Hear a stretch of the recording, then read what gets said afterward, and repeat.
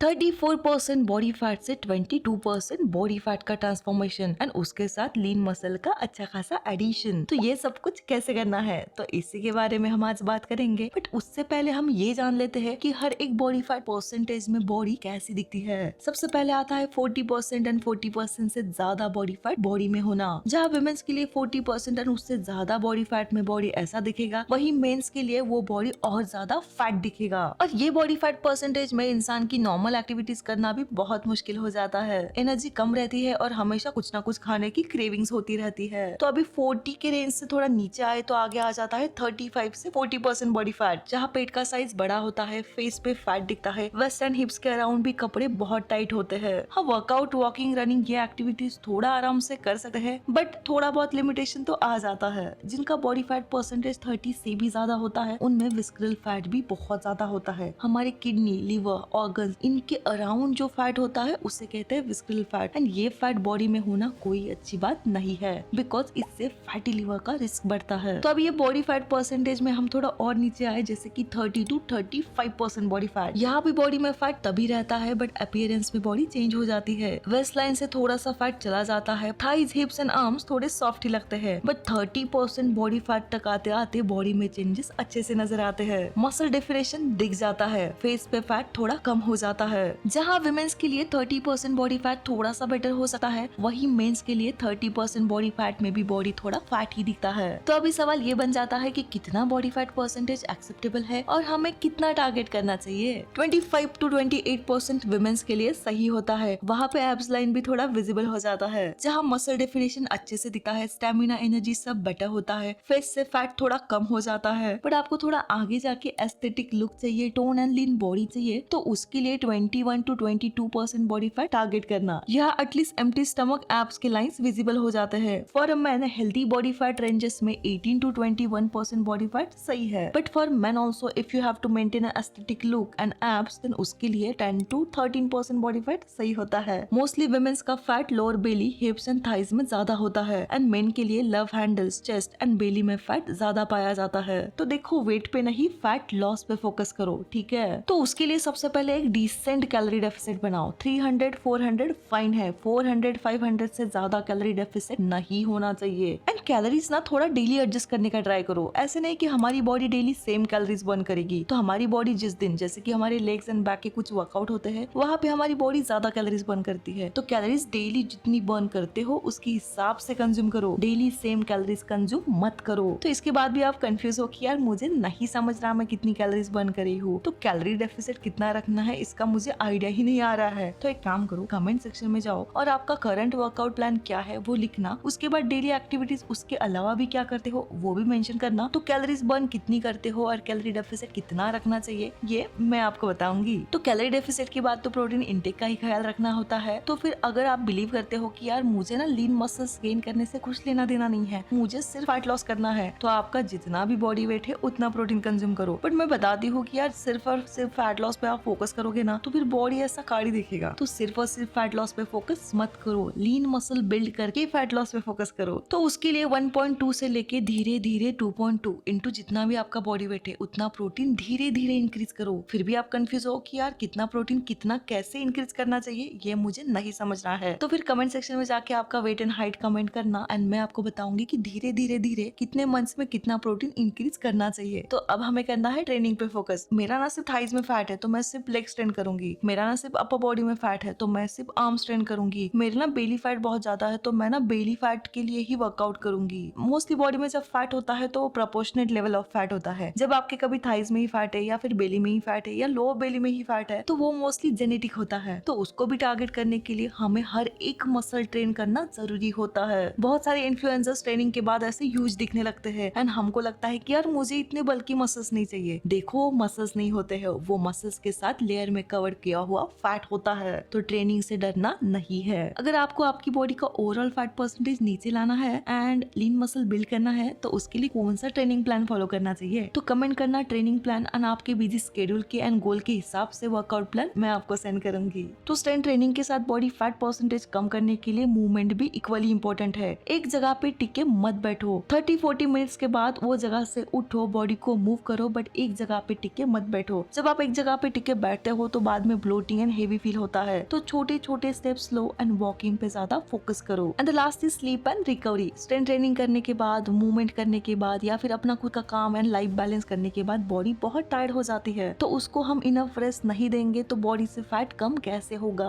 तो उसके लिए ना लोगों को नहीं बोलना सीखो, से नो कि मुझे आज नाइट आउट के लिए नहीं आना है, बिकॉज एक नाइट आउट आपके आगे के 2-3 दिन आराम से वेस्ट कर देता है। डोंट वरी, वो नाइट आउट को नो बोल के आप कुछ भी मिस नहीं करे हो। जब आप आपका लीन मसल बिल्ड करोगे एंड फैट लॉस करोगे ना, तो आपके नाइट आउट वाले दोस्त आपको खुद पूछने आएंगे, बताना कैसे किया, मुझे भी करना है। तो अपने आप पे फोकस करो, अपनी स्लीप पे फोकस करो, उसको प्रायोरिटी दो। तो देखो, वेट पे फोकस मत करो, अपनी बॉडी का ओवरऑल फैट ड्रॉ करने पे फोकस करो। वेट तो हम बीमार रह के भी आराम से कम कर सकते हैं, बट फैट कम नहीं होता है। तो 2026 में हमें स्ट्रॉन्गर एंड लीनर होना ही है, एंड उसके लिए हमें चाहिए कुछ इफिशिएंट प्रोडक्ट। तो ये है अगारो का digital air fryer. Busy schedule में बेस्ट होता है, खाना क्रिस्पी बनाता है, हमेशा गर्म रहता है एंड कम कैलोरीज में बहुत ज्यादा खाना टेस्टी भी बन जाता है। तो आज के लिए बस इतना ही, मिलते हैं अगले वीडियो में। टिल देन दिल से थैंक यू एंड अभी के लिए बाय।